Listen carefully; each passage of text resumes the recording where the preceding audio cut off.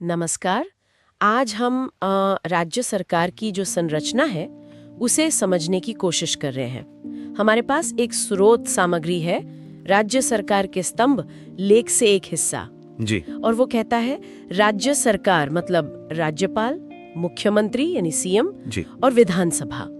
तो इसी बुनियादी ढांचे को आज देखना है। बिल्कुल। और ये स्रोत मतलब इन्हीं तीन तत्वों को राज्य प्रशासन की नींव बता रहा है। एक तरह से हाँ, ये वो तीन स्तंभ हैं जिन पर राज्य सरकार का ढांचा टिका है, जैसा स्रोत कह रहा है। अच्छा, तो सिर्फ लिस्ट नहीं कर रहा बल्कि स्तंभ कह रहा है। तो इसका मतलब है कि इन तीनों का कुछ विशेष महत्व है। स्रोत के हिसाब से यही तीन क्यों? हाँ, ये एक जरूरी नुक्ता है। देखिए, स्तंभ शब्द का इस्तेमाल ये दिखाता है कि स्रोत इन्हें सिर्फ अलग अलग हिस्से नहीं मान रहा है बल्कि संरचना की बुनियाद मान रहा है। अगर हम देखें तो राज्यपाल जो हैं वो राज्य के संवैधानिक प्रमुख होते हैं। हाँ। मुख्यमंत्री और उनकी जो मंत्री परिषद है वो वास्तविक कार्यकारी शक्ति संभालते हैं, मतलब रोजमर्रा का सरकारी कामकाज, सरकार चलाला। हाँ बिल्कुल।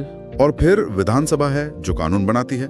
तो स्रोत इन तीनों को एक साथ रखकर शायद राज्य के शासन के इन्हीं मुख्य कामों को दर्शा रहा है: संवैधानिक निगरानी, कार्यकारी नेतृत्व और विधायिका। अच्छा, तो ये एक तरह से हुआ राज्य स्तर पर शक्तियों का पृथक्करण, या कह लें मुख्य सरकारी अंगों का प्रतिनिधित्व। संवैधानिक प्रमुख, वास्तविक कार्यपालिका और विधायिका। दिलचस्प है कि स्रोत ने मतलब खास तौर पर इन्हीं तीनों को स्तंभ माना है। इसमें न्यायपालिका या जो पूरी नौकरशाही होती है उसका जिक्र इस तरह से नहीं है। सही कहा। स्रोत का ध्यान यहाँ शायद जो राजनीतिक और विधायी ढांचा है उसके मुख्य किरदारों पर ज्यादा है। इन तीनों को स्तंभ बताकर ये स्रोत राज्य सरकार के उन खास राजनीतिक कर्ताओं को उजागर कर रहा है जो सीधे तौर पर शासन चलाने के लिए जिम्मेदार हैं। कम से कम इस स्रोत के नजरिए से तो यही लगता है। हाँ, ये बात तो है। ये राज्य स्तर की जो मुख्य राजनीतिक संरचना है उसको समझने का एक संक्षिप्त तरीका देता है ये स्रोत। ये समझ आता है। ये हमें सत्ता के जो मुख्य केंद्र हैं उनकी एक साफ तस्वीर देता है, भले ही थोड़ी सरलीकृत हो। अच्छा, इन्हें पहचानना तो एक बात हुई, पर स्रोत का इन्हें एक साथ रखना क्या ये भी इशारा करता है कि इनके बीच कोई आपसी संबंध भी है? निश्चित रूप से। स्रोत इनके बीच के जो गतिशील संबंध हैं उन पर विस्तार से तो नहीं जा रहा, पर इनको एक साथ लिस्ट करना ही इनके आपसी जुड़ाव की तरफ इशारा तो करता ही है। जाहिर है, कोई भी सरकार इन्हीं संस्थाओं के बीच आपसी तालमेल से ही चलती है।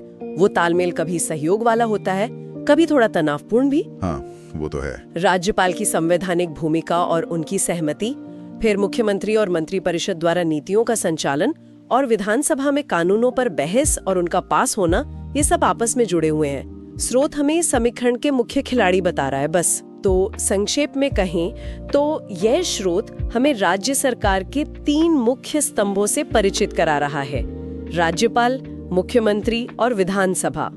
और एक तरह से राज्य की राजनीतिक प्रशासनिक मशीनरी की बुनियाद है, जैसा कि स्रोत बताता है। हाँ बिल्कुल। और इन तीनों की पहचान करना ये समझने की दिशा में पहला महत्वपूर्ण कदम है कि राज्य स्तर पर शासन आखिर काम कैसे करता है। स्रोत इन्हें एक साथ पेश करके इनके सामूहिक महत्व को रेखांकित करता है। ये हमें सोचने के लिए एक ढांचा देता है।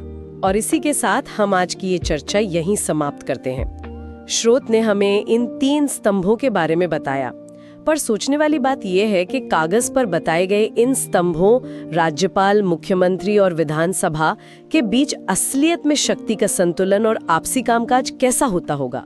ये अपने आप में गहरा सवाल है। इस पर आगे